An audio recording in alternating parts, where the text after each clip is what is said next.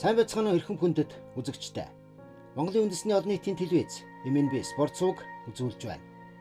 Энэ онд Монголын усын спорт сонирхогчдын холбоо үүсгэн байгуулагдсны 30 жилийн ой дохиож байгаа билээ. Усын спорт сонирхогчдын холбооны ойд зориулж бэлтгэсэн сурал нэвтрүүлгийнхээ эхний дугаарыг төлөвлөлээ. 1966 онд нийслэл Улаанбаатар хотод их хэмжээний үер бууж байгалийн гамшиг нүрдэж байсан нь түүхэнд тодор тэмдэглэгдэн үлдсэн байдаг. Жухам энэ үйл явдлаас үүдэж түүний дараа жил 1967 онд Улаанбаатар хотын биеийн тамирын зөвлөлөөс усын спортын анхны тэмцээнийг явуулах шийдвэр гаргаж байжээ. Усын аварга шалгаруулах гэсэн нэртэй зохиогдсон тэр тэмцээн Орон аймгийн Зүүн Баянд Задгай усан санд явагдсан байна. Энэхүү тэмцээнд бол 50 гаруй тамирчид оролцсон хот хөдөөгийн. За тэгээд жишээ нь Увс аймгаас Занаа, Сэлэнг аймгаас Эрдэнэ, олон хүний аим аварсан усчин иш зоргоо нарын ингээд нэртэй хүмүүс тухайн үедээ тэмцээн уралдаанд 3 төрлөөр оролцсон. За тэр 3 төрөл нь юу байх вэ гэхдээ зэрэг гүн рүү шумбах, гүнээс юм олох, за маш хурдтай сэлэлт болох өврөөрөө далах сэлтийн 3 төрлөөр тэмцээн уралдаан явагдаж тухайн үедээ усын спорт сургалтын төв бассейны 1986 онд ашиглалтанд ороход захирал байсан Довдонгийн Баяраа багш маань нийлбэр дүнгээрээ төрүүлж анхны улсын аваргын алтан медалийг авч ирсэн төвхтэй юм аа. Улмаар уг тэмцээн 1968, 1969, 1970 онуудад хотын аварга нэртэйгээр Зүүн Баянд үргэлжлэн явагджээ. Харин хойтон жилийн буюу 1971 онд нийслэл Улаанбаатар хотод маршлын гүрний дэргэд Задгай усан сан байгуулагдсанаар хотын аваргын тэмцээнүүд энд зохиогдож иржээ. 1971 оны 7 сарын 9-нд ашиглалтанд орсон. Тэгээд 71 оноос 84 он хүртэл Улаанбаатар хотод явагдаж байгаа бүхэл тэмцээн тэр Задгай бассейнд явагдаж ирсэн. 84 онд Эрдэнэтэд анхны битүү бассейн баригдсан. 1985 онд анхны битүү бассейнд Улаанбаатар хотын аварга шалгаруулах тэмцээн явагдсан төвхтэй юм аа. 1986 он нийслэл Улаанбаатар хотод усан спорт сургалтын төв үүдэнэлээ. Ингэж бидний нэрлэлдгээр төв бассейн байгуулагдаж усын спортын хөгжилд түлхэж үзүүлсэн түүхэн хуудас бичигдэж эхэлсэн юм аа. Тэр үед манай төв бассейний захирал тухайн үеийн хэллэгээр зөвлөлт холбоод улсын Ленинградын биеийн тамирын дээд сургуулийг төгссөн мэрэгчлийн хүн байсан. Тэр үед манайд усны энэ бассейны ямар ч мэдлэггүй байсан учраас зөвлөлт холбоод улсаас цан техник энэ усныг ариун байлгах, усны талын энэ стандартад барих энэ бүх үйл ажиллагааг хариуцсан инженер, техникийн инженер мөн биеийн тамирын усан цэлтийн 2 дасгалжуулагчид анх ингээ 3 жилийн хугацаатаа 3 мэрэгчлэн ажилласнаар манай анхны мэрэгчлэнгүүд тэр төв бассейнаас үүдэлтэй үүссэн байгуулагдсан. Тэгээд тухайн үед анхны багш нараа Оросын мэрэгчлээ манай Баяраа багш ингээд мэрэгчлийн хүмүүсийн анхны сургалт курсээр анхны багш нараа бэлтгэж гаргасан. Тухайн үед байсан багш нар жишээ нь Чулуун хүүгийн Эрдэнэ Чулуун багш байна. Хүртэл өнөөдөр усан спорттойгоо холбоотой ажиллаж байна. 30 гаруй жил усан спорт сургалтын төв бассейнд захирлын хийж байлаа, ахлах багшийн хийж байлаа манай Эрдэнэ Чулуун багш. За Цэрэн доржийн Гамбол багш байна. Инх төгс байна. Байтийн тэр ч манай бассейнд багшилж байсан. Ганбат багш байна. Пүрв очрын цэцгээ багш байна, инх цэцэг багш байна, цолмон багш байна. Тэр бүхэн маань ингээд энэ ер нь усын спорт маш олон хүний ямар нэгэн спортын үүслийг тавьж исэн манай тэр олон багш нар байгаа байхгүй юу?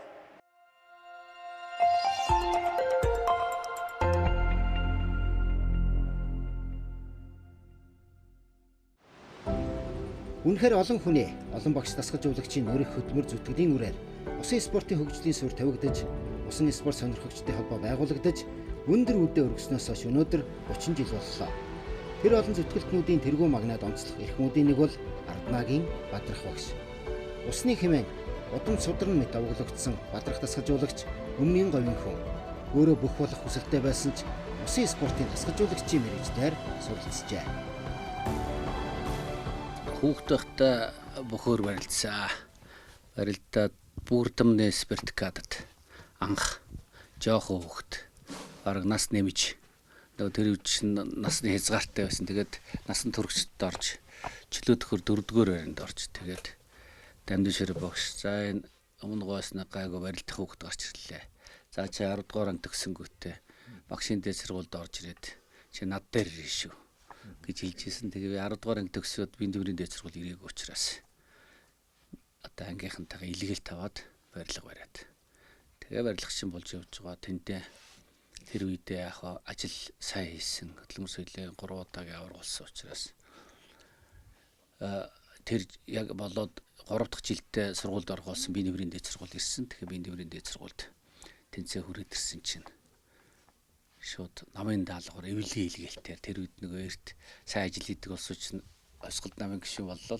Тэгээд намд гишүүн илссэн байсан учраас даалгавраар тэгээд нэг усны шалгалт хөөгтийн парк дээр шалгалт өгөөд тэгээд тэнд нь тэнцээд тэгээд би дүүрийн дээд сургуульд Украины Киви миниврийн дээд сургуульд усын спортын ангиар очиж сургуулж явж тэгээд тэнд усын спортын багш дасгалжуулагчаар төгсөж ирсэн. Тэгээд төгсөж ирээд минь нэг ажил бэлэн байсан.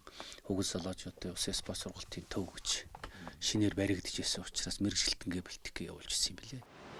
1991 он Монгол улсад усан спорт сонирхогчдын холбоо байгуулагдсан түүхэн онцог. Тэр үйл явдалд манлайлж идэвхжүүлэн оролцсон хүний нэг бол яхаргүй усны Бадрах багш. Холбоог байгуулах санааг одоо Эрдэнэтийн багш байсан Оч Холон гэж тэр л Бадрахаши одоо энэ хотод байж байгаа нэг холбоо байгуулчаач холбоог байгуулт юм байна гэдэг. Тэгээ тэр явж байж тэр тухайн үед дэвшил компани гэж байсан. Тэр дэвшил компанид захирал Төмөрбаатар гэж. Дэнсээ өгөн дэвраад тэр Төмөрбаатар гэж хүн дээр очиод за одоо та ингээ манай холбооны ерөнхийлөгч болооч. Би мэрэгжлийн юм байна. Одоо тэгээд Эрдэнэт талаас энэ Чулуун гэж юм байна. Одоо би тэр ингээд аваа явъя гэх. Тэгээд ерөнхийлөгч Чулуун болоо Төмөрбаатар ерөнхийлөгч болоод би нарийн бичгийн дарганлаа. Тэгээд 91-ээс 92 он хүртэл ингэж яваа. Тэгээд Төмөрбаатар миний ажил төрөлж яхад иймэрхүү байна. Одоо ингээд ажиллаа өгөө гэсэн. Тэгээ ажиллаа өгөх хооронд нь бид нар бол одоо хийсэн ажлууд гэвэл хамгийн түрүүнд Монголын үндэсний олимпийн хороо боловсролын яамтай ярьж ээж холбооноос бичиг өгч ээж ер нь нэг багш дасгалжуулагчийн анги нээе. Одоо Монгол улсад усын спортоор нэг мэрэгжлийн усууд бэлтгэж гаргамаар байна гэсэн санал тавьж албан бичиг өгж тэгж ээж улсын багш их сургуульд биеийн тэмрийн дасгалжуулагчийн ангийг шинээр усны багш дасгалжуулагч 13 хүн бэлдэж харин зөвшөөрүүлд анги нээгээд тэгээд тэнд нь би өөрөө яг ихнээс нь бүх одоо конспектаа хийгээд ингээд тэр сургалтыг хариуцж 13 хүний төгсгсөн. Тэрний хажуугаар бас одоо цол зэрэг англи гэж одоо усын спортч байхгүй байлаа шүү дээ. Хэд 1-2 дугаар зэрэгтэй гэл 1-р зэрэг нь болохтой гээд. Тэнгөт нь одоо би нэг Орос сургууль төгсөж ирсэн байсан учраас Оросд нь хандлал нэгээд яах вэ гэдэг. Тэгээд цол зэргийн англиг гаргаж анх. Тэгээд хүүхдүүдийг бэлдэж эхэлсэн. За та нарт одоо мастер гэж юм болцол байгаа шүү. Нийтлэлөө бүгд урагшаа гэл. Тэгэл хүүхдүүдтэйгээ зүтгэсэн. Монголын усан спорт сонирхогчдын холбоо 30 жилийн дэртээ анх шинээр байгуулагдаад шинэхэн холбоо байсан ч тэр үед спортод сэтгэлтэй шижигнсэн зүтгэлтнүүд бизнес эрхлэгчид холбооны тэргуун болон хэрэгүүлэгч гишүүдээр ажиллаж байлаа. Нэгэн жишээ дуртахад тухайн цагт нэг концерны ерөнхий захирал байсан Петроус группийг үүсгэн байгуулагч Монгол Улсын худалдааны гавьяд ажилтан Жанчвийн оюун гэрэл агсан 1992 оноос Монголын усын спорт сонирхогчдын холбооны 2 дахь ерөнхийлөгчөөр сонгогдсон ажиллаж байжээ. Манайх чинь мундаг том тэргүүлэгч нартай байлаа шүү дээ. Тэргүүлэгчдэр чи одоо за манай баяраа дарга бол тэргүүлэгч байсан нэг усын спорт сургуулийн төвийн захирал. За тэгээ Алтай тэрэгдийн компани захирал Сүү одоо энэ Батболд гишүүн байгаа. Тэр хүн бас их оролттой оролцож байсан. За тэгээд Тэл хойлдон компани Хүндэв, хөлөг компани Алтан шанд. За Ажны корпорацийн Батэрд нь одоо гишүүн байгаа. За Монсон группийн Баярхүү. Миний сайн таньдаг одоо Бадрах гэд Монголд над усын спортын холбоог байгуулад ёстой нэг анхнаас нэгж байгуулж нэг хөлийн дөрвөн гарын ганцхан төргөн гэдэг шиг босгож ирсэн найз маань хэлээд би хөөе сайн мэдхгүй сонирхдаггүй мөртлөө тухайн үед Усан спорт холбооны тэргүүлэгчдийн нэг нь болоод тэгээ бидэд усан спортыг тухайлбал анхны одоо бэлтгэл хийлгүүлэх, багийг бүрдүүлэх, олон улсын тэмцээнд оруулах, улсын чанартай тэмцээний хийх гэх мэт юмнууд хийж исэн юм шиг байд. Эргээд бодоод ахаа. За тэгээд угуулц компани гэж орж ирж байлаа. Цагаан шонхрын инг тайван, угуулзын ариун болд. БСБ сервисийн сүгдөрж байгаа. За ястаа нэг жинхэнэ нэг сэтгэлээрээ зүтгэж байсан улсууд эднэрийн хүчинд хэлсэн. Тэгээд одоо бүгдээрээ ингэ сэтгэлээрээ нэгдсэний хүчинд энэ хүүхдүүдэд амжилт жаахаа өсөж энэдээ одоо амжилтыг яаж одоо миний одоо барьдаг бэлэг нь бол тэр олон тэргүүлэгч нараа одоо амралтынхаа өдөр нөгөө хэдэн тэргүүлэгчний гэр бүлээр нь авчирч усан сэлүүлдэг. Бүгдийг нь одоо сэл сургадаг, заадаг. Тэгээ өнөө хэдийгээ сэл сурган тэд нар ч бас хоорондоо ажил төрлөө ярьдаг байсан баг. Өөртөө ч тэгээд бас бассейн сэлдэг. Туулгалд нэг жоохон умбах төдий байсан хүмүүстэй бассейн жоохон сэлдэг болоо сонирхоод усан спорт гэж юу юм гэдэг тийм л цаг үе байсан. Тэгээд дээр нэг айгу болоод ирэхээр нөгөө хэдэн хүүхдүүдтэй ингээ одоо 6 зам дээр 6 хүүхэд зогсоочж хагаад суглуулна. За одоо та хэдэн номерыг суглах вэ? Тэгээ сугалсан хүүхдүүд хэний ч үе таарна л та бүгдээрээ л одоо ингээ игэн зогсож байгаа. За тэгээ суглаагаар авралдуулаа. За төрүүлсэн хүүхдийн одоо дараагийн тэмцээн болтол нь одоо туслан ч гэдэг юм уу. Тиймэрхүү амлалт өгүүлж байгаа л тэгээд хэдэн хүүхдүүдэд уралдуулаад ингээд бооцоо маягтай эхлээл тэгээд хэдэн компаниудынхаа бүх одоо нэрийн ингээд бассейн дээр ороод ирэхэд ингээд тавиал. Тэгжил одоо нөгөө тэр бизнесмэнүүд ч өөдөнд татаж ээж нөгөө хэдэн хүүхдтэй нэг яхан дэм авахгүй хэцүү байсан юм чинь. Бадрах маань дурсаад яг бүр яг амьд тулчаад хүмүүсээ цалин тавьж чадахгүй, төрөөсөө төлж чадахгүй байхад хүртэл баяр хүн найз минь туссан гэдээ ярьдээ. Би өөрөө бас нэг сайн санддаг юм дөө. Тэгээ ерөн зүгээр бас монголчууд маань хүнд тус болсныгаа эргээд дурсаад байвал тэрийг тус гэж үздэг үү гэдэг штэ. Тэгэхээр нэг тэрийг бодож хэрэггүй. Яг нөгөө гол нь миний тэр одоо тусыг аваад ажил үйлдэл бүтээд үр дүнд хүрсэн хүмүүс нь өөртөө дотоод талархаж явал тэрэн шиг сайхан буян гэж хаавах уу те.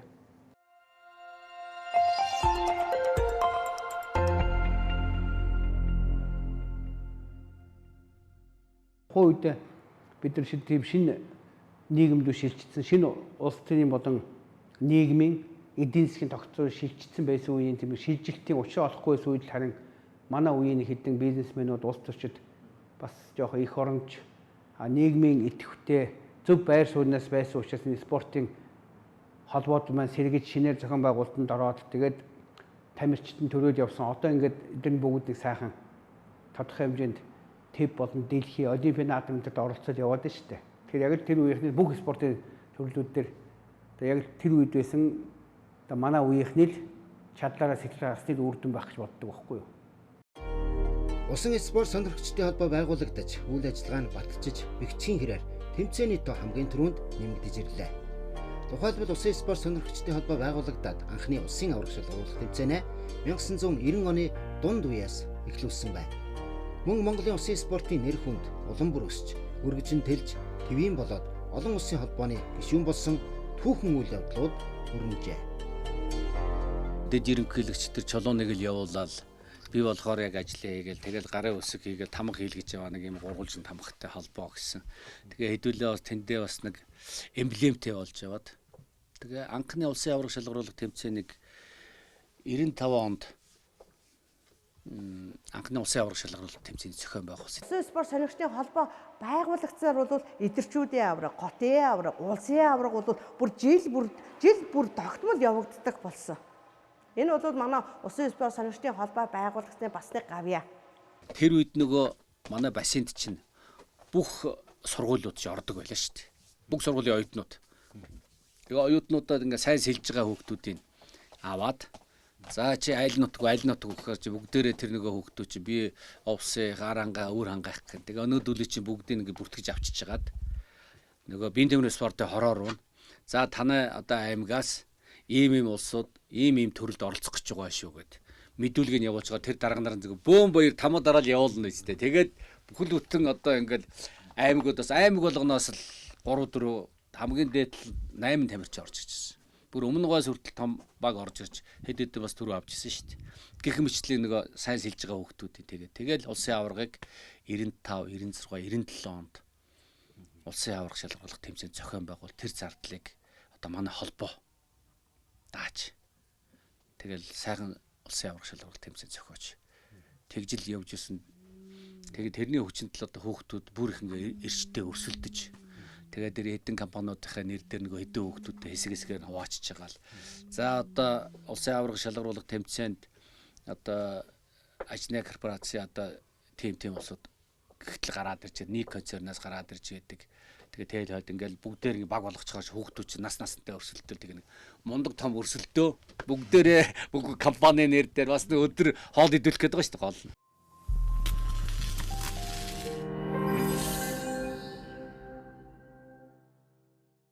94 онд бас 9 тамирчин юу руу явуулж сөүл рүү очиж хамтарсан бэлтгэл хийлгэж.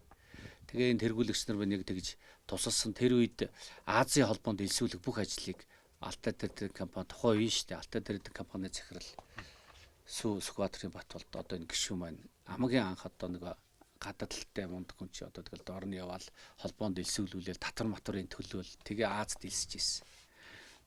Тэгээ дараа нь 95-аас 99 хүртэл Монгол газар компани захирал Мянган Баяр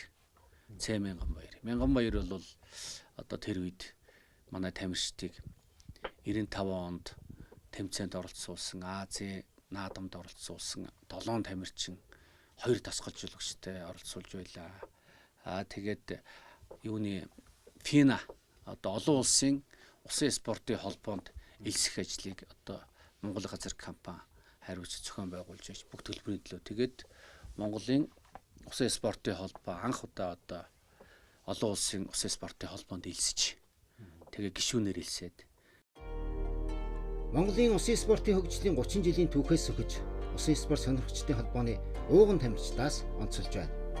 Хүүхд ахуй цагаас усан цэлтийн төрлөөр хамтдаа хичээлж олон тэмцээнд хамтдаа оролцож өрсөлдөж явсан. Өдгөөч энэ спортын төлөө зүтгэж яваа нэгэн үеийн тэр шилдэгүүдийн нэг бол Монгол улсын усан спортын анхны спортын мастер Насанбатын Наранбат, усан спортын мастер Цэрэн Дэндвийн Баяраа нар билээ. 87 онд бол би анх оронгууд чинь миний хамгийн анхны багш гэх юм бол одоо Цолонбол багш байсан. За тэгээд миний хамгийн анхны тэмцээн бол санаанаас гардгүй нэг 50 м брасаар уралдаад би насныхаа ангилалд бол 1-р байранд орж исэн. Тэгээд цаашдаа надаа ямар ч юм маань усан спорт надад их таалагдаад би тэгээд автаа би ямар ч цаашаа өргөжлөл яваа энэ спортоор хичээлээ гэдэг гэр бүлийн шийдвэр гараад бид нар чинь тэгэл өдөр болгон тэгэл бассейн чинь л өнждөг байлаа шүү дээ. 1987 оноос эхлээд усан сэлж эхэлсэн. За тухайн үедээ бол хот улсын аврагтад амжилттай оролцож байгаад 1989 оноос Бадруу гişийн удирдлаганд хичээлсэн байт. Миний үндсэн төрөл бол яг одоо авч үзэх юм бол далайн гахаа. Ер нь дараа нь би ингээд авч үзэх бол яг миний хувьд бол нэг давуу тал байсан. 4 төрлөөр бол жигд сэлдэг. Тэгэхээр бол би яг тэр нэг бүхэн эднэр дээр бол бас нэлээд гайгүй орчдөг бол байсан. 1989 онд одоо Украинаас яг мэрэгжлийн тэр сургуулийн Бадрах багш маань төгсөөд ирсэн байсан. Тэгээд тэр хүн одоо яг сургуулийн төгсөөд ирэхэд бол хамгийн гол нь биднэрт яг одоо усны одоо бэлтгэл гэж юу юм? Яаж бэлтгэл дасгалжуулалт явагдгийг, усан зээлтийн одоо тэр арга барил техникийг нь маш зөвөр зааж хэлсэн. Ерөөсөө олон улсын тэр тэмцээнд яаж уралдах ёстой тэр аргуудыг зааж хэлжсэн. Багш нар дээр байсан хүүхдүүдээс би шилээд за одоо энэ хүүхдүүдийг сэлж үзүүлж байгаа. За энэ авьяастай хүүхд байна, энэ хүүхд дайчин хүүхд байна гэдэг. Тэгээ хүүхдүүдээ аваад тэр үчиг 4-5 дугаар ангийн хүүхдүүд л байсан шүү дээ. Тэгэл аваад тэр хэдийг өстой нэг нэлийн дэглэсэн баха. Өдөр бол цаг гаргаж байгаа л тэгэл нэг би чинь бас тийм цаг надад олдохгүй. Би өөрөө хичээл зааш шүү дээ. 4 цаг нэг эхлэнгүүдээ хичээл заачихал. Тэгэл цаг гаргаж байгаа. Харин надад мандаа Баяраа дарга маань бол нэг өөрөө яг усны төлөө сэтгэлтэй мундаг хүн байсан дарга байсны үед. За Бадрахаа би чамд яаж яж байгаа өдрөнөө цаг гаргаад өгье. Өдөр цаг гаргаж байгаа. Тэгэл би шавнараа тусдан тэр өдрийн цагаар өдрийнх нь амардаг үеэр л шавнараага бэлтгэлийг хийлгэндээ.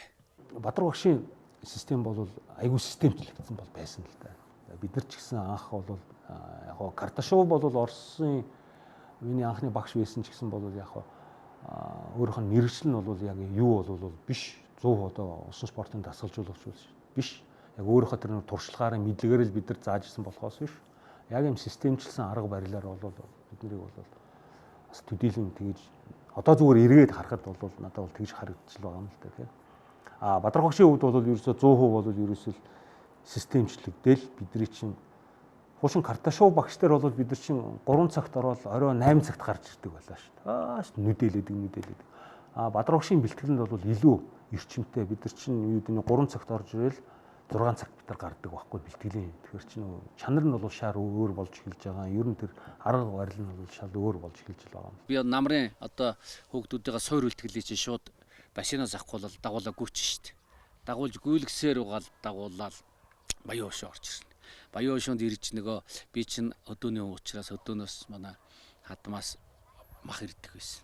Тэгээ хүүхдүүдээ ирэхээр нэг сайхан хоол бэлдүүлсэн байж байгаа л хагас өдөр штэ. Манай эхнэр маань хоолыг ий чинь. Тэгэл хурцрэл өнөөдөр чинь сайхан хоол идүүлж байгаа. Тэгэл буцаагаал дагуулаад гүйч. Тэгээ нэг кросс моросыг сайн хийдэг байсан. Одоо жижигчүүд нь баг уйлах шахаал ирцгээд байсан тэр аргагүй тэр дороос ч өнгөсвөл орж ирж байгаа юм жаа юу шуурч. Тэгэл тэрний хүчнтэй өгсөр тэгэл сүүлд нь тэндээ бас нэг хүчний хар өрс төвийг оруулаа. Тэгэл хүүхдүүдэд бэлдээл ер нь яг нэг тамирчин хүний ямар бэлтгэл хийх хэвээр тэрний төлөө бол зүтгэсэн хүүхдүүд маань сайн тэрийг дааж амжилт сайн гаргацгаасан. 94 онд бол би яг өөрийнхөө анхныхаа спортын мастрын цол зэргийг бол авч ирсэн. Миний эхний спортын мастрын цол зэрэг бол би Далан хаан сэлдээр авч ирсэн. Хоёр дахь дараагийн өдөр нь бол би бол өрөөр далах сэлдээр бол би авч ирсэн байсан л да. 1993 онд бүгд найрамд Хятад улсын Шанхай хотноо болсон Зүү Азийн спортын анх дугаар наадамд Монголын улсын спортын тамирчид анх удаа оролцлоо. Түүнээс хойш Монголын улсын спортын тамирчид Азийн наадам, Тэвийн аварга, Дэлхийн аварга, Олимпийн наадамд оролцож ирсэн уламжлалтай. Анхны Азийн наадам, анхны Дэлхийн аварга шалгаруулах тэмцээнүүдийнхээ тухайч багш шав нар онцлон дурсаж байна. Хамгийн анх Тэв дэлхийн чанартай тэмцээнүүдийнхээ салхийг хагалж 1993 оны Зүү Азийн спортын наадамд анх удаа оролцоход Монголын улсын спортын тамирчдаас тэр үед хамгийн түрүүнд спортын мастер баяраа уралдаж байсан түүхтэй. Тухайн үед бол Наранбат гэдэг тухайн үеийн тамирчин байсан. Бас сайн сэлдэг. За ариун бод гэдэг байсан. Эрдэнтээс гал одрах гэж орж исэн. Тэгээд бид дөрөв тэгээд Бадрах багш биднийг бас бэлтгэл сургуультаар хангаад тухайн үед явж исэн. Нэг зүүн Азийн анх дугаар тоглолт болж исэн учраас маш их училсан бэлтгэл бол айгүй сайн явагддаг гэсэн. Бид нар чинь анх удаа гал гарч байгаа юм чи юу энэ төр олон улсын тэмцээн тэгэл бүгдээрээ л сэтгэл хөдлөж исэн. Тэгээд нэг хөхтөө явдал үедээ тэр юу гэхээр баяраа нөгөө нэг сандраад нөгөө фальш старт хийхгүй юу. Тэгээ яг нь цаашаа үсрэхгүй тулд бол манай ингэж байгаа зүгээр хөлөөрөө л очихгүй юу та тий.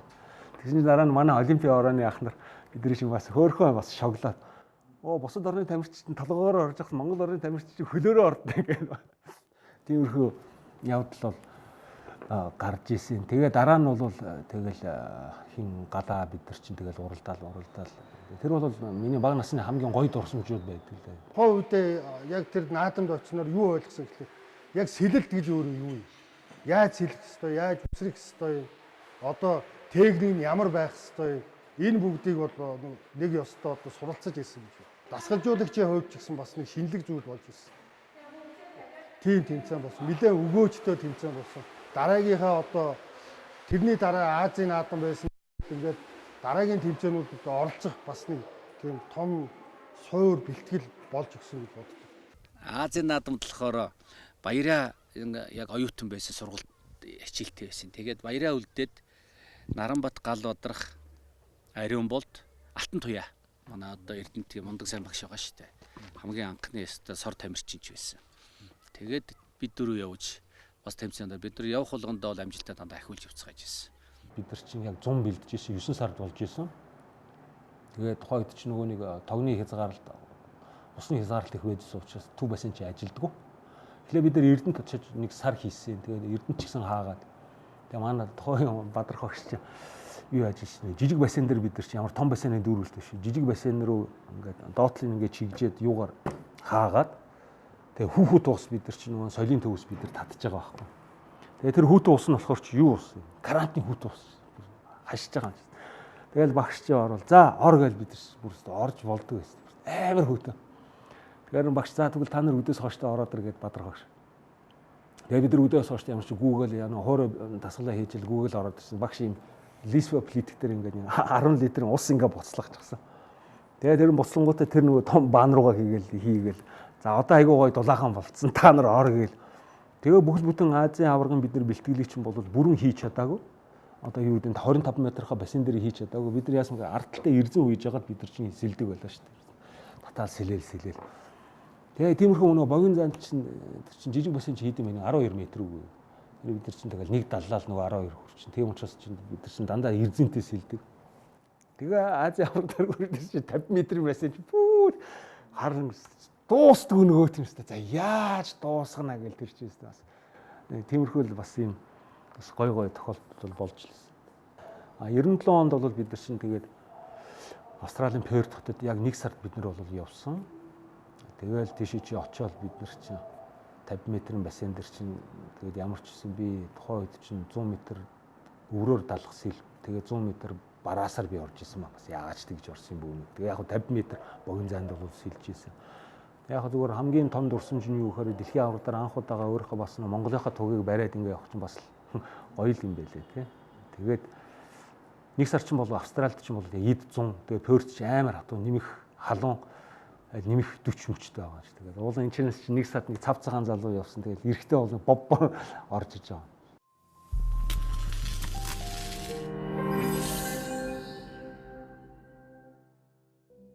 Усын спортыг хөгжүүлэхэд үнэтэй хувир нэмэр оруулж ясан үе үеийн багш, дасгалжуулагч, үе үеийн тамирчид түүнийг дэмжиж байсан хувь хүн компаниудад за түүнийг бас усын спорт гэдэг чинь заавал тамирчтай эсвэл тэднийг дэмжиж байгаа аав ээж, ах トゥ арт талд нь бол үнэхээр их баярлалаа. Усны хүн болж, усан спортын мэрэгжлийн хүн болж хурж ирж байсан. Тэр үеийг бодоход одоо 30 жил өнгөрсөн байна. Энэ л бол одоо маш гоё түүх юм аа. Энэ хооронд манай холбоо тасралтгүй үйл ажиллагаа маш сайн авч явсан. Үр дүн тийм учраас усан спортыг сонирхдаг, усан спортоор хичээлж байгаа, усан спортыг хөгжүүлэхийн төлөө сэтгэл зүрхээ гаргаж байгаа та бүхэндээ эрүүлэн хорвоогийн хамгийн сайн бүхнийг хүсэж ажиллана өдөө дандаа үргэлж дэвшиж явах болтойг хүсэн өрөөё. Монголын усан спорт сонирхогчдын холбоо үүсгэн байгуулагдсны ойд зориулж усан спортын хөгжлийн түүхээс өгүүлсэн сурал нэвтрүүлгийнхээ анхны дугаарыг төлөвлөлөө. Нэвтрүүлгийн дараагийн дугаараар дахин уулзцаа. Баярлалаа.